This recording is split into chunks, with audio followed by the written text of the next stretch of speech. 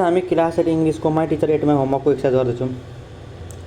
Right the rhyming words for this words from the poem, add one of your words to each of them. ओडको nod plot, ट्रुको blue clue, टाउनको frown crown, पासको glass mass पीमा। Find their meanings and use them in your own sentences. Nibble, to take some small bites or gentle bites. Sentence, the mouse involve on the cheese savouring cheese modes. Bite, to take a firm or a strong bite. Sentence, the dog bit into the bone with excitement. Chew, to crush and grind food with the teeth. Sentence, it took our time to chew the stick. Thoroughly we were swallowing. Gobble, to eat quickly and greedily. Sentence, the children gobbled up all their ice cream before it melted. Woofed, to eat voraciously and quickly like a wolf. Sentence, after skipping lunch, he woofed round his dinner in a record time. Leak, to pass the tongue over something. Sentence, the cat licked its paws clean after finishing its meal. Complete the following text with the suitable words or phrase below. Strange, approval, tasted. हिस्पिङ गड्स क्विङ glass यस्तो छ। Short poem लेख्नु भनेको छ यो सबैको बारेमा।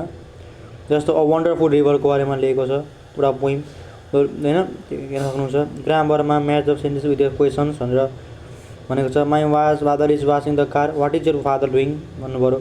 त क्वेसन कसरी बनाउने? क्वेसन बनाउँदाखेरि त वाट, हु, वाइ, वेन यस्ता कुरा हामी डब्लुएच क्वेसन युज गर्छौँ, त्यसलाई सुरुमा लेख्ने। तिनीहरू पछाडि के युज गर्ने? भबहरू, क्या मेन भब छन्, मेन भब एक्सरी भब छन्, एक्सरी भब तिनीहरू युज गर्ने। राइट, हामी जस्तो my father is washing the car, what use गर्नु पऱ्यो अनि इज युज गर्नु पऱ्यो क्या। वाट इज, माई फादर भनेपछि युवर हुन्छ नि त, युवर फादर डुइङ भन्नु पऱ्यो क्या। वासिङ द कार भनेको के गर्नुभएको छ? Ali doesn't want to help you, Ali help गर्न चाहँदैन भने को हेल्प गर्न चाहँदैन भन्नु पऱ्यो नि त। Who doesn't want to help, डजको डजन्ट वान्ट टु हेल्प, को want to help. Seema, as she sings English songs, does she sing English songs भन्नु पऱ्यो। Dima, as they have a hotel in India भन्नु पऱ्यो। Do they have a hotel in India भन्नु पऱ्यो क्या। यसरी ईमा पनि छ, यफमा पनि छ र जिया पनि छ हेर्ने। Change the given statements into questions भनेको छ। Prabhu is in class 8, who is in class 8 भन्नु पऱ्यो। हुबाट who is in class 8। The डगको ठाउँमा वाटलाई sorry what is the dog chasing भन्नु पऱ्यो। द डग इज चेजिङ हो क्या, डगले क्याटलाई चेज गरेको क्या। केलाई चेज गरेको भन्दाखेरि त क्याट लेख्नु परेन नि त, त्यो अनुसारै पुष्य लेख्ने। Seema, there practise English study छ, where they practise English study भन्नु पऱ्यो। He went to the market to buy some vegetables, why भन्दाखेरि why did you go to the market भन्नु पऱ्यो। इम I came to see you study, when did you come to see me भन्नु पऱ्यो। जस्तो I came to see you study छ नि त, वेन जब हामी युज गर्छौँ त केम छ, सो वेन डिड भन्नु पऱ्यो सुरुमा। वेन डिड यु अनि केमको कम हुन्छ टु सी मी, क्या when did you come to see me.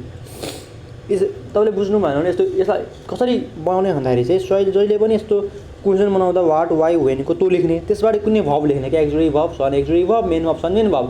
जस्तो भब 5 छ भने त डज लेख्नु पऱ्यो, भब 2 छ भने डिड, भब 1 छ भने डु लेख्नु पऱ्यो। अब इजेमार छ भने इजेमारै लेख्ने, त्यस पछाडि के लेख्ने? सब्जेक्ट लेख्ने, अनि चाहिँ के लेख्ने? अनि मेन भब लेख्ने, भब 1 लेख्ने, मेन भब इन भब 1 फर्म लेख्ने, अनि टुज विथ समथिङ यसरी के लेख्नु, यसरी के लेख्ने क्या। यदि वाट, वाइ, वेनको क्वेसन बनाउनु छ भने। जस्तो he went to the market, sorry यो क्वेसन देखाउँछु एउटा म। जी नम्बर हेर्नु त, William saw snake under a tree, where लेख्नु पऱ्यो। अब स छ नि त, स भनेको भब 2 छ, डिड लेख्यौँ हामीले।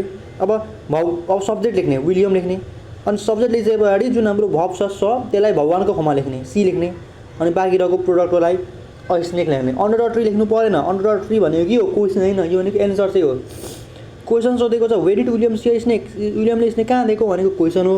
अन्डर द ट्री भनेको एन्सर हो। सो क्वेसन बनाउँदाखेरि अन्डर द ट्री लेख्नु पऱ्यो, परेन क्या। जस्तो आईमा हेर्नु है, we paid in cash, how भनेको छ, हाउको हाउ लेख्ने। अब डु डिडको डिड लेख्ने, पेड भनेको भब 2 हो, सो डिड लेखेँ। अब के लेख्नु पऱ्यो? वी लेख्नु पऱ्यो। अब वी लेखिन्छ त, यहाँ वीको त वी लेखिँदैन नि त, वीको यु लेखिन्छ। अब के लेखिन्छ? पेडलाई भब 1 को फर्ममा पे लेखिन्छ। इन क्यास लेख्नु पऱ्यो, लेख्नु परेन, त्यो भनेको के हो? एन्सर। यसरी लेख्नु पऱ्यो। ओके, सो आजलाई यति नै यो हाम्रो एक्सर्साइज सिधेको छ। यसरी नै अब इङ्ग्लिसको अरू पनि एक्सर्साइजहरू हेर्नको लागि तपाईँलाई भिडियोलाई लाइक सब्सक्राइब गरिराखिराख्नु। Bye by.